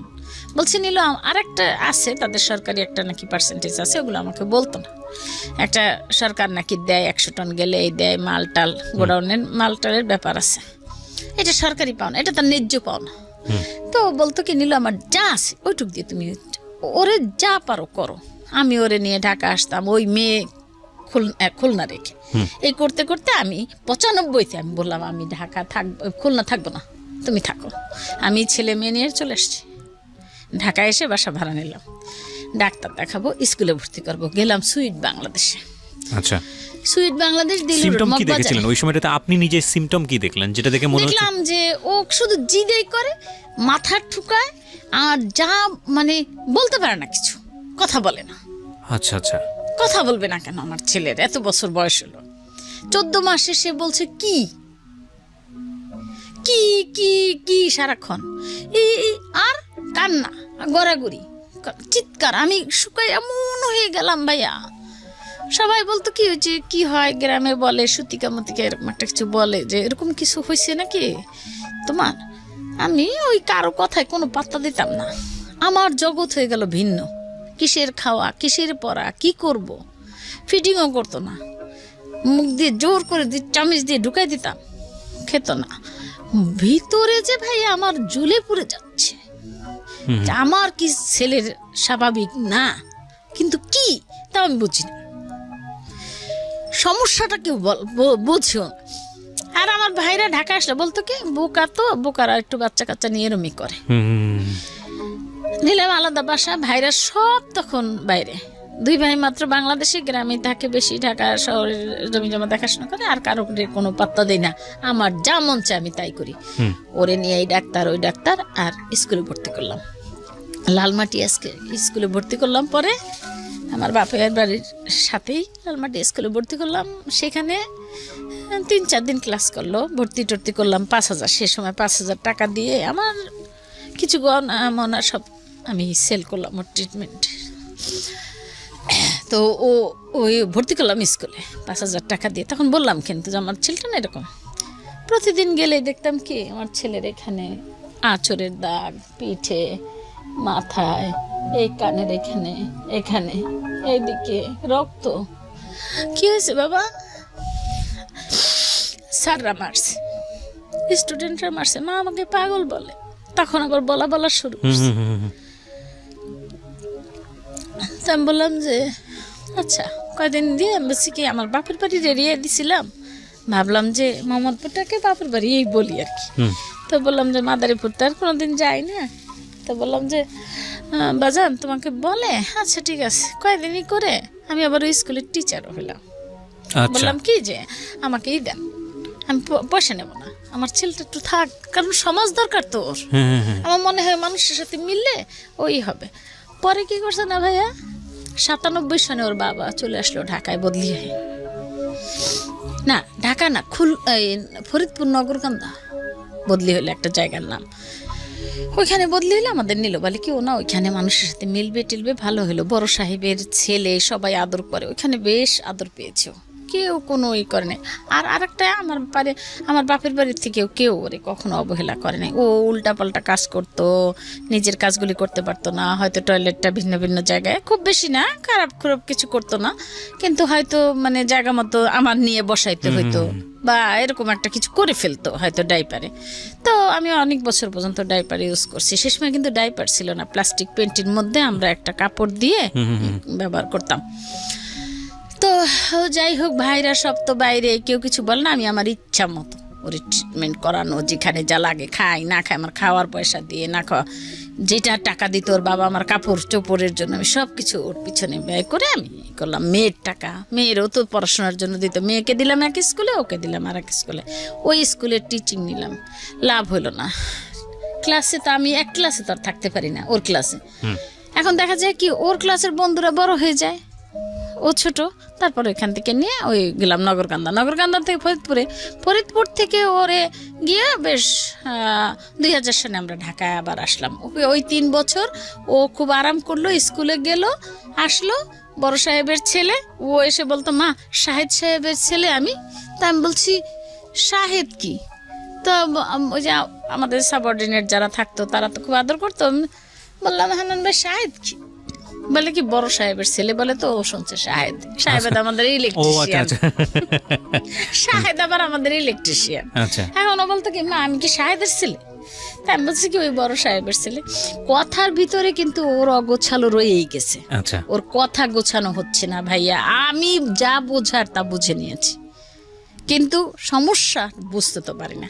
পরে আমি বলছি যা ইমার খান সাহেব ওই তালুকদার কারো কাছে আমি যাবো না, আমি যাবো ইন্ডিয়া। পয়সা টয়সা গুছায় চলে গেলাম। ওর বাবা বললো আসলাম, ঢাকায় বদলি আসলাম আবার 2000 সালে। আমি চলে গেলাম ওই খিলক্ষেত, এই বাড়ি করে এখানে আসলাম, সেটা একটা বাড়ি করে আসলাম। আসার পরে ভাবছি পরে ওর বাবা রিটায়ার করবে, তখন এই করব, বড় করে বাড়ি করবো আর কি। তখন এই করলাম, ওরে নিয়ে ইন্ডিয়া গেলাম 15 দিন। আমি আরো চিনি না জানি না ভাইয়া, একা। তখন তো অনলাইনে কিছু করা যায় না, বুঝছেন। তারপরে একা একা খুঁজে বলি নেই ওর বাবারে যে আমার ভয় লাগে বা কিছু এরকম। তখন তো মোবাইলও নাই ওরকম। তো এখান থেকে ওখান থেকে ফোন করতাম টিএনটি দিয়ে, পয়সা দিয়ে। ভালো আছি, বাসায় টিএনটি ফোন আছে, ওটা মেয়েরে রেখে গেলাম আমার ভাগ্নির কাছে। তারপরে ওইখানে ডাক্তার দেবাশিস চৌধুরী, নিউরোলজিস্ট, উনি বললেন যে তার সিটি স্ক্যান করবে, এমআরআই, আর যা যা দরকার ব্রেনের, বুকে সব কিছু করে বললো যে একটা ব্যাপার আছে এখানে, রিলে রেসের মতো। ব্রেনের তার এখান থেকে ওইখানে নেয়, ওইখান থেকে ওইখানে নেয়, এখান থেকে এখানে। মোট কথা হলো যে তার ব্রেনটা সবসময় কাজ করে না, ওই একটা ভেইন কোথাও কোথাও গিয়ে থেমে যায়। এখন আমি তো মানে এটা তো আমার কাছে আমি স্যাটিসফাইড না হলেও আমাকে মেনে নিতে হবে। বুঝলাম না, সে কেউ দিল, কিন্তু আমার তো এটা বোঝার ক্ষমতা নাই যে কি হাজার হাজার লক্ষ লক্ষ ভেইন আমাদের, এটা আমি তো বুঝবো না। ওকে উনি যা বলছে, হ্যাঁ এ সারা জীবন একে ব্যাকিং দিতে হবে। ওকে ওর যখন 40 বছর থাকবে, ওর যখন 10, তখন ও 5-এর থাকবে। মেন্টাল এজ তার এরকম থাকবে সবসময়। ওকে, এই জিনিসটা আমি বুঝলাম। ওই যে ব্রেনের ব্যাপার বলছে, ওগুলি তো আর আমি বুঝি নাই কিছু, কিন্তু ওইটা বলছে যে মেন্টাল এজ তার কম থাকবে, ওটা আমি ভালো করে বুঝে ফেললাম। আমার পা তো আর নড়ে না ভাইয়া ওখান থেকে। ও তো বোঝে না, ও বসা, তখন ওর বয়স কত, 7-8 বছর এরকম, তখন ওরকম। আমি ভাইয়া কান্নাও আসে না আর কিছুই না, আসতে আসলাম। কি ওষুধ আছে কোনো? বললো যে ও যদি খুব বেশি চেতে যায় তখন ওরই হবে, ওই ভেইন ছিঁড়ে গেলে সারা জীবনের জন্য পঙ্গু হয়েছে, অ্যাবনর্মাল। তো এটার কি ওষুধ কি? এটার ওষুধ হলো একটা অক্সিটেল, একটা ওষুধ দিল, যে এটা একমাত্র মানে ইন্ডিয়াতেই পাওয়া যায়। তো কি করা, ওখান থেকে এতগুলি ওষুধ নিয়ে আসলাম, সারা বছরের নিয়ে আসলাম। দেখি না খুব বেশি কাজ। আসলাম বাংলাদেশে, দিলাম এই স্কুলে, সেই একই অবস্থা। পাশের স্কুলে দিলাম, ওই অবস্থা। একটা লন্ডন ইন্টারন্যাশনাল স্কুলে স্পা মিনারেল ওয়াটারের মালিক ছিলেন উনি, গুলশানে। ওনার কাছে গেলাম, যে লন্ডন ইন্টারন্যাশনাল স্কুলের মালিক, ওনার কাছে গেলাম, আপা আমার এই সমস্যা, আমার বাচ্চার পড়া লাগবে না, আমাকে একটা সমাজ দেন। তখন আমার মেয়ে বোধহয় ম্যাট্রিক পরীক্ষা দিল না, কীরকম হবে। তারপর আমি বললাম, আপা আমি কি করবো? আর ওর বাবা বাইরে বাইরে চাকরি করে, ঢাকায় না। আসলেই কাপড়টা চেঞ্জ করতে পারবে না, চট করে চলো এটা কিনে। জুস এটা আমার ঘর ভরে গেল, পাড়া দিতে পারি না ঘর। ওই একই জুস না দিলে রিক্সা থেকে আমারে ফেলে দেবে, আমারে ধাক্কায় ফেলবে, একই জুস বারবার, একই জিনিস জুস সেট। একদিন কি করলাম আমি আর আমার মেয়ে বুদ্ধি করে ওইগুলা নতুন একটা প্যাকেটে দিলাম, বুঝে গেল, বুঝে গেছে, বলছে মা এগুলো আগে। এই বালতি বালতি ভরে আমার বাসায় যে মেয়েটা ছিল, ও বাড়ি গেলে নিয়ে যেত। কি করব, কত রাখবো, জায়গা নাই তো। রাগারাগি তো করতে দেওয়া যাবে না, রাগ তো করতেই পারবো না, তাহলে তো আমার খবর আছে। তো আমি সবসময় একটা কথা বলতাম যে দেখো, তুমি এসো না, মেয়েটাও এসো না। আমার মেয়েটা যদি কাছে আসে, আর ও যদি উল্টাপাল্টা জায়গায় একটা চর থাপ্পড় দেয়, আমাকে যাই, আমি মরে যাই, কিন্তু তোমারে দিলে কামাই করে খাওয়াবে কে, ওর চিকিৎসা করবো কি দিয়ে? আর মেয়েকে দিলে মেয়েটা জীবন পঙ্গু হয়ে বিয়ে হবে না। একদিন বলবে মা তোমার এক সন্তানের জন্য 2টাই শেষ, মা তুমি আসো না। ও তো আসতো মায়ায়। যাই হোক, মেয়েটা ম্যাট্রিকে এ পেল, তখন গ্রেডিং পদ্ধতি শুরু হলো। তারপরে ওরে নিয়ে ওরকম দৌড়াদৌড়ি এই করতে করতে করতে এই স্কুল, লন্ডন ইন্টারন্যাশনাল স্কুলে দিলাম। আপাকে বললাম, আপা, একজন প্রিন্সিপাল, আপা আমার ছেলেটার পড়ালেখা লাগবে না, আপনি শুধু ই করেন। তো ওনার কয়েকটা স্কুল, একটা গুলশানে, একটা কোথায় উত্তরা, আর একটা ধানমন্ডি। তো বললো যে আপনি উত্তরা যেহেতু খিলকাত, উত্তরা দেন। তো উত্তরা দিয়ে ওকে ডে কেয়ারের মতো দিলাম। যখন ওকে দিলাম ভাইয়া, ওকে যখন স্কুলে দেওয়া শুরু করলাম, 5-7 দিন পরেই শুরু হলো আবার সেই একই। এখানে গিয়ে দেখতাম লাল হয়ে আছে। মানে শিক্ষকরা অত্যাচার করতো নাকি বাচ্চা কাচ্চারা অত্যাচার করতো? শিক্ষক, বাচ্চারা সবাই। বাচ্চারা বলতো পাগল, টিচাররা মারতো। ওদের সাথে বনিবনা করে থাকতে পারিস না কেন, ওদের সাথে কেন? এখন আমি তো বলেই দিয়েছি যে ওরা যা পারবে ও পারবে না, তারা ফোরে ভর্তি করি। সেই আমরা একসময় পড়াশোনা করেছিলাম, আপনি, আমি জানি না আপনি শুনছেন কিনা, যে একটা তৈলাক্ত বাঁশ দিয়ে বানর উঠলো, নিচে নেমে যেত, আবার তো মনে মনে জিদ হইতো, বেটা নিচে নামে, বানরটা নিচে নামে কার, এই তেলেই দেয় কেন? তো ঠিক সেরকম আমার ছেলের অবস্থা। আমি মনে মনে ভাবতাম যে ও তো ওরকম ফোরে উঠবে আবার নিচে নেমে যাবে, এটা বলেই দিয়েছি। তার মা ভাইয়া প্রতিদিন, আরে এ তো ভালো লাগে না। এরপরে একদিন গিয়ে শুনলাম কি, দুপুরবেলা শুয়েছিল, রেস্ট নিয়েছিল, একটা মেয়ে নাকি ওকে একটা বাজে কাজ করছে। তারপরে এটা কে বললো? ও আচ্ছা, ও বলতে পারতো বিষয়গুলো? বলছে। বলার পরে আমি চিন্তা করলাম যে এই কথা যদি বলি কোন দিন বলবো, যেদিন আমি আমার ছেলেকে নিয়ে যাব। কারণ এটা বললে আলটিমেটলি ওকে বলবে যে আপনি নিয়ে যান। এক্স্যাক্টলি। এবং চিন্তা করেন কি পরিমাণ টেকনিক্যাল হতে হয়েছে। এই বিষয়গুলো আজকে খুব মনোযোগ দিয়ে শুনবেন, কারণ আমরা বিশ্বাস করি যেহেতু উনি মা, ওনার জায়গা থেকে স্যাক্রিফাইস, মা তো মাই, আমি সবসময় বলি অনুষ্ঠানে, আমি জানেন এটা হয়তো বা রিলিজিয়নের জায়গা থেকেও স্বীকৃত, একটা সন্তানের জীবনে বা একটা মানুষের জীবনের সবচাইতে সর্বোত্তম উপহার হচ্ছে তার মা। এবং মার জায়গা থেকে একটা সন্তান যাই হোক না কেন, আর কেউ না থাকুক, মা থাকবে, এটাই সত্য। কিন্তু আমাদের সমাজে সব কিছু মিলিয়ে একটা মানুষকে, একটা বাচ্চাকে বড় হতে হয়। এবং এই যে ওনার যে ফাইটটা বা আজকে যে গল্পটা আপনার শোনা শুরু করলেন মাত্র, আমি বিশ্বাস করি বাংলাদেশের অসংখ্য মা এরকম ডিফারেন্টলি, যারা অ্যাবল, আমরা বলি ডিসেবল, আমরা বোঝার জন্য বলি প্রতিবন্ধী। তো এই যে কমিউনিটিটা আছে, ইটস আ লার্জ কমিউনিটি, সারা ওয়ার্ল্ডে, বাংলাদেশেও একটা বৃহত্তর কমিউনিটি, বিভিন্ন শ্রেণীতে বিভিন্ন পর্যায়ে আছে। তাদের যে ফাইটটা, সেটা আমাদের জানা জরুরি, নইলে আমাদের সমাজের যে পারসেপশন, আমাদের সমাজের যে দৃষ্টিভঙ্গি, সেটা চেঞ্জ হবে না। এবং সেটার জন্য আজকের এই অনুষ্ঠানটা ক্ষুদ্র হলেও একটা বড় ভূমিকা রাখবে আমি মনে করি। জি বলুন, তারপর কি করলেন? তারপরে আমি ভাবলাম, যেদিন ওইটা ও বললো যে মা আমার সাথে ও এরকম খেলা করছে, তখন আমি বললাম যে কে? প্রিয়াঙ্কা। ওর এখনো মনে আছে সে নাম। এখন আমি নিচে বসে ভাবলাম যে আজকে আমি যদি বলি তাহলে আমাকে নিয়ে যেতে হবে, আর নাই বলি তাহলে এই জিনিস হতেই থাকবে। এটা কি ছিল, ক্লাসমেট ছিল নাকি কোনো টিচার ছিল? সে বড় ছিল, ক্লাস 5-6 এর মতো হবে। আচ্ছা, মেয়ে, ওকে। মেয়েটা অ্যাডাল্ট মোটামুটি, ওকে, বোঝার কথা, ওকে। এই জিনিসটা বোঝে সেটা। তখন আমি কি করলাম, পরের দিন বাসায় গিয়ে এসে চিন্তা ভাবনা করে ওর বাবাকেও বললাম না, ওর বাবা নাই কাছে। তখন কেবল মোবাইল শুরু হয়েছে, দুজনে দুইটা মোবাইল নিয়েছি, আমিও আমার হাজবেন্ডও, TNT ফোন তো আছেই। তো আমি কি করলাম, ওকে পরের দিন যে ব্যাগ নিলাম না, গিয়ে আমি আর প্রিন্সিপালের সাথে হাজার চেষ্টা করেও আর দেখা পেলাম না তার। জাপা আমি এই বলেছিলাম, এখন এই হলো। তো একটু ভাবছি আসার সময় বলে আসি, পারলাম না বলতে। আমাকে বলে টিচাররা, পাগল ছাগল ছেলে মায়ের কাছেই রাখতে হয়। তখন আমি বললাম যে দেখেন, যখন ভর্তি করছিলাম তখন তো এই কথাটা বলেন নাই। আমি কে ভর্তি করছি? আমি আপনাদের হেড যে, তার কাছেই তো আমি গিয়েছি, ওই গুলশান শাখায়। তো সেই তো আমাকে ট্রান্সফার করছে এখানে, না হলে তো আপনারা নিতেন না। পাগল হোক ছাগল হোক, আমার ছেলে মেয়ে আমি বুঝবো, কিন্তু আপনি যদি না নিতেন তাহলে আমি জোর করে দিতাম না আপনাকে ভাইয়া। বলে আমি তাকে নিয়ে বলছি আজকে শেষ, আমি আর করবো না। তবে আপনি আপনারা যে লাঞ্চের পরে ছেলে মেয়ে এক জায়গায় দেন, এটা দেন না, এটা ঠিক না। এটা বলে আমি ওইখানে ওর তোষক রইল, তারপর বিছানা বালিশ সব রেখে, কারণ আমি ওইটা আনতে গেলে আমাকে 5 কথা শোনাবে, ওই ধৈর্য আমার নাই। একদিকে ছেলের কথা, আর একদিকে এইটা মেয়ে থাকে। মেয়েটা সুন্দরী, আমার মেয়েটাকে দেখেন ছবিতে, খুব সুন্দরী মেয়ে, আল্লাহর অশেষ রহমতে। এখন আমি এই মেয়ে রেখে যাই, এই আমার এক টেনশন। ওকেও আমি আবার এখন উত্তরায় মাইলস্টোন এসে ভর্তি করে দিলাম কলেজে। এখন ওই দুজনকে নিয়ে যাই, এখন ওরে নিয়ে যাই সাথে, আর মেয়েকে নিয়ে যাই। মেয়েকেও তো আমার পাহারা দিতে হবে। আর মেয়ের সাথে আমার একটা অভ্যাস আছে, আমি ওই কলেজের বা স্কুলের স্যারদের সাথে খুব কমিউনিকেট করি।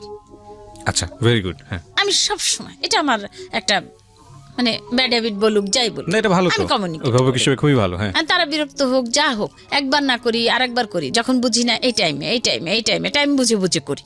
আচ্ছা, যে কোন টাইমে ক্লাস নাই বা এরকম আর কি, যাই হোক। তো আমার সাথে গোপনে একটা স্যারদের সাথে সম্পর্ক থাকতো। ওই সম্পর্কটা যে মেয়ে ক্লাসে আজকে 5 মিনিট দেরি করছে বা আসে নাই, এটা একটা থাকতোই।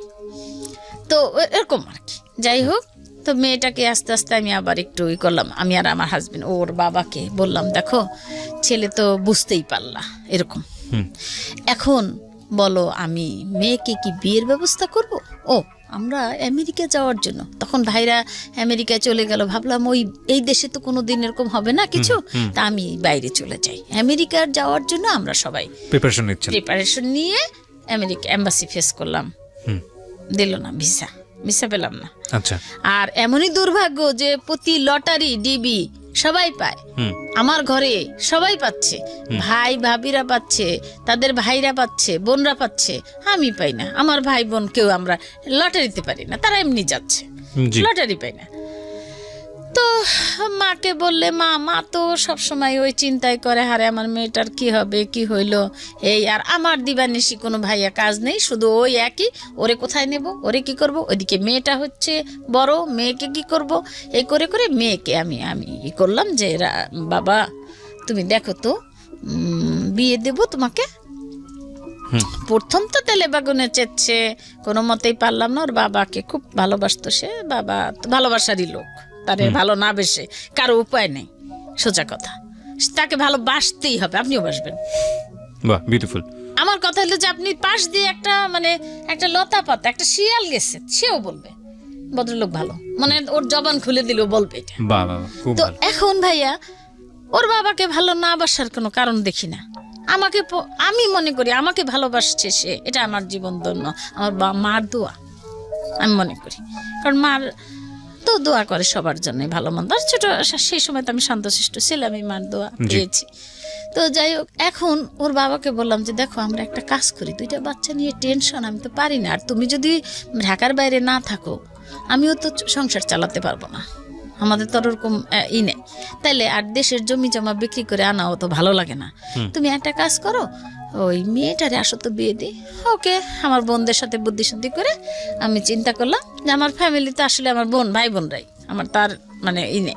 তো আমার চাচাতো ভাইয়ের ছেলে আবার বাইরে থাকে, আমার ভাইও বাইরে থাকে, ওরা আবার দেখছে লন্ডনে, আমার ভাই ওই ছেলেটাকে দেখে পছন্দ হয়েছে, পড়াশোনা করছে, তারপরে আবার পাশে থাকে, পাশের ফ্ল্যাটে ভাইয়া, ও দেখে তারপর ফ্রান্সে সেটেল হয়েছে। আমার ভাই আবার ফ্রান্সে বেড়াতে গেছে, দেখছে ছেলেটা খুব সুন্দর। ওই ছেলের একটা কাহিনী আছে খুব ছোটবেলায়, সেটা পরে বলেছে আমার হাজবেন্ড, এটা পরে বলি। ওইটা বলে কি এদিক থেকে প্রচুর, আমি যখন বললাম প্রচুর প্রপোজাল আসা শুরু হলো। আচ্ছা, একদিকে ওর বাবা ভালো চাকরি করে, সে তার তো উন্নতি হচ্ছে, এখন সে আবার ফুড কন্ট্রোলার হয়ে গেল ইতিমধ্যে আস্তে আস্তে। তো ভালো চাকরি করে, ঢাকায় বাড়ি আছে, মেয়ে সুন্দরী, বা মা মোটামুটি শিক্ষিত, এখন একটা ভাই। কিন্তু চিন্তা করলাম কি যে এই ভাইয়ের কথা শুনলে যদি না হয় বিয়ে, কি করব, কিন্তু লুকাবো না। কিন্তু মনের মধ্যে মাঝে মাঝে উকি দিত যে একটু লুকাই। ওকে, তো যাই হোক, এরকম করে করে যখন কয়েকটা প্রপোজাল একদম কাছাকাছি, এর মধ্যে আমার ওই ছেলেটা পছন্দ হইলো সবার। আচ্ছা, আমার চাচাতো ভাইয়ের ছেলে ফ্রান্সে থাকে, ও ভাইয়া বলল যে দেখ ছেলেটা আমাদের কাছের লোক, ও খুব ভালো, আমি ওকে দেখছি, আমাদের বংশেরই ছেলে। তো ওর বাবা কি করলো, ওর বাবাকে বলার সাথে সাথে সে বললো যে আমি এখানেই দেব। মেয়ে ছিল অন্য জায়গায়, একবার তারে রাজি করাইছি, এখন আবার এই জায়গায়। এখন আমি বলছি আমি তো বলতে সাহস পাবো না, তুমি বলো। তো ফোনে বললো মা তুমি একটাই দেখো, মানে ওরা আসলো একভাবে, মানে যে কোনো একটা ধরে আমার কাছে আসলো, তাদের ক্যান্টনমেন্টে বাড়ি, তা বাসা করছে আর কি, তারা সবাই ওইখানে থাকে, কেউ বাইরে থাকে, কেউ এদিকে চাকরি করে, কেউ টোবাগোতে, ওরা 5 ভাই 2 বোন। তো ভাবি যে আমার চাচাতো ভাইয়ের বউ আপন, তো কিন্তু যোগাযোগ নাই তেমন। তো বললো কি যে ওরা আসছে, আমাকে ধরছে। তা আমি বলছি আমি তো মেয়ে বিয়ে দেবো, কিন্তু ওই আবার 14 বছর পরে আমার ভাই আমেরিকা থেকে আসছে, তার আবার গ্রিন কার্ড পেয়ে গেছে, কার্ডের জন্য আসতে পারলো না। ওই যে 1/11 না হইলো আমাদের দেশে, ওই সময় তখন আমার ভাই বলল যে করছে এই ঠিক আছে, বিয়ের ইটি হইলো, ওর মেয়েকে রাজি করবো কিভাবে এখন। তারপর ওর বাবা বললো মা তুমি এক কাজ করো, ছবি আছে টেবিলে, দেখো। রাজি হয় না মেয়ে।